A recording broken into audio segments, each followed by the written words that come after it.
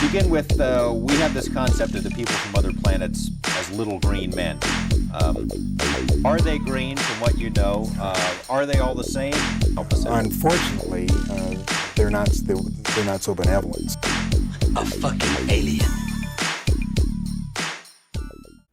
What's good? Welcome here, 51 here with your host Jimmy. Another day in the jungle. Give us a like, subscribe, and also become part of our community here in goldenarboxing.com for more news and stories. All right, so let's get to this video. I was watching an interview where Jaron Ennis was explaining that he believes that Naoya Inoue is going to be an easy fight. He thinks that Fulton is just way too much for Naoya Inoue. He thinks the skill set, the style, and it's just going to be too much for Inoue. And there's a lot of Inoue fans who get upset every time I say that I don't see anything special about Naoya Inoue, but I just really don't. I mean, I've heard of it. I heard this guy a few years ago. I remember he was like the big thing. It kind of reminded me of Chocolatito as well, where they also put him as a pound for pound fighter. But Naoya Inoue in 115, he didn't do anything. He never fought Gallo Estrada. He never fought Jerwin Ancajas. He never fought Rumbing Sai or even Roman Chocolatito. He never fought any of these guys. And he got away after being, I think he was the WBO holder at that time in 115. He got away and didn't fight anybody for like 3 years. He didn't fight anybody. Now you can say he was avoided or whatever, but I didn't see him send any contracts or anything like that to any of these fighters. Because normally, if you send a contract, see, like Demetrius Andre sent a contract to Jermall Charlo. So that proved right there that he tried to fight him. And then Jermall Charlo didn't want to fight him. So Jermall Charlo was saying that he wanted to fight Andrade, but when he was sent the contract, he didn't respond. Devin Haney, to shut up his critics, just sent a contract to Shakur Stevenson. Shakur Stevenson just said, instead of negotiating the contract, said, okay, let's start with this price, but this is the price that I want. He just completely shut it down.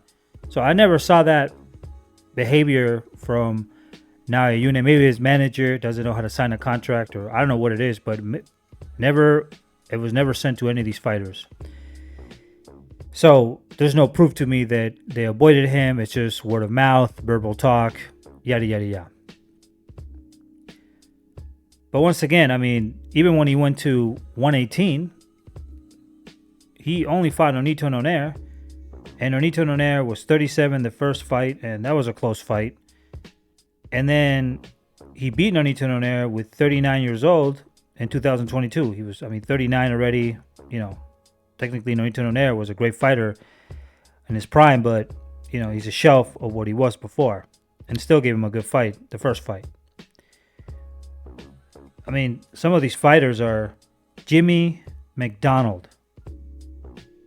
Okay, never heard of this guy. Who did he fight? Let me see who Jamie McDonald is. Let me see. Jamie McDonald. He was 32 years old at that time.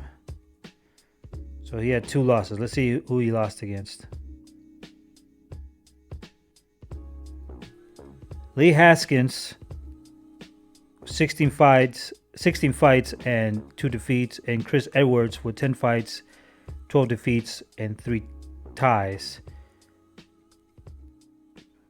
Other than that, he beat a guy that's like Tomoki Kameda 2 times, which I think I heard of that guy before, but I think I saw him fight 1 time, but nothing that I thought it was too special about this guy. Let's see who else. He fought, this was in 2016, but Karun Judy Pierre, man, I can't even spell that name, man. I can't even say that, bro. That seems like something that came from Lord of the Rings. Okay, let me see.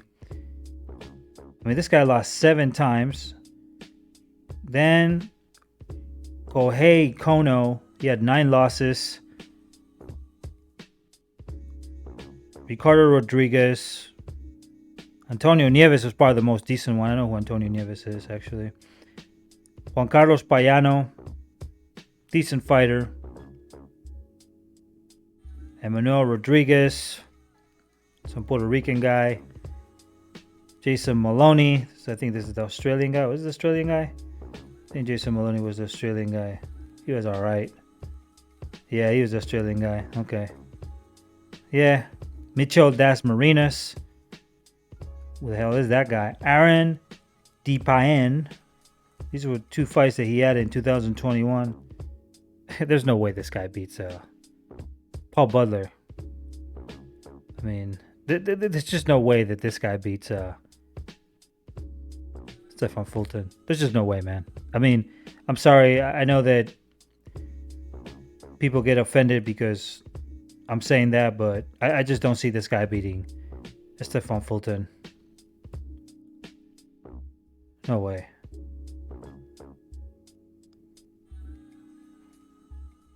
I mean, this guy, Paul Butler, fought a dude named Jose Aguilar in 2019 who had 71 losses, dog.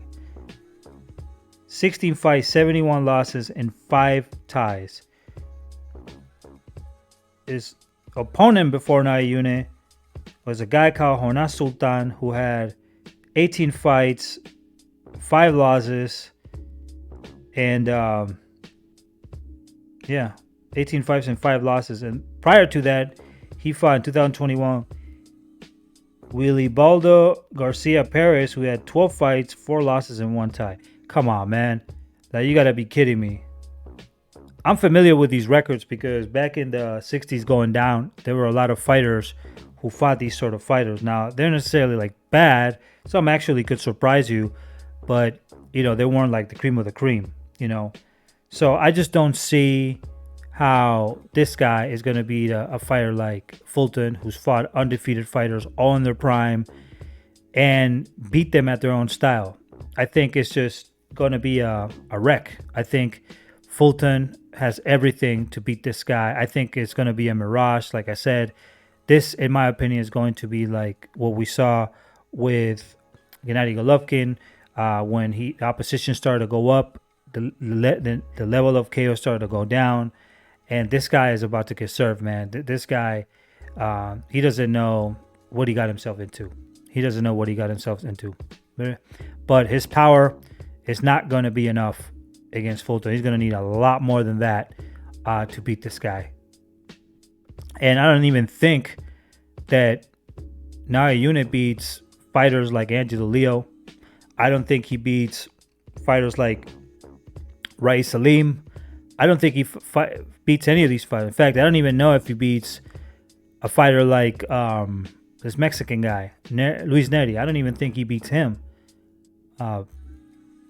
Which, you know, Luis Neri messed himself up because he was the mandatory to fight, you know, but he got caught, you know, doing peds or some shit like that. But I don't think he beats any of these guys. Nah, I don't see it. I think he's a hype job. And I think that Fulton is just going to go there and he's going to order sushi, take it to go, and tip Naoya Inoue. He's going to be serving him and then go back to the United States and, you know, eat the goods. That's what he's going to do. But no way that I see Naoya Inoue as this crazy monster. Now, if it would have been against fighters like Estrada, like fighters against Rumbinsai, or fighters like Guillermo Rigondeaux, or somebody like that, a few of them, not all of them, but a few of them were like Chocolatito when he was around this division, then my perception of him will be different. But he ain't find nobody, man. Sorry. Anyway, I was going to leave it like that. I got Stephen Fulton, and I will, you know, give my final breakdown, but Fulton will destroy this guy. I just don't see it. All right. Peace out to everybody. Give us a like, subscribe, and also become part of our community here on GoldenEyeBoxing.com for more news and stories. And we'll see you in the next video. Deuces.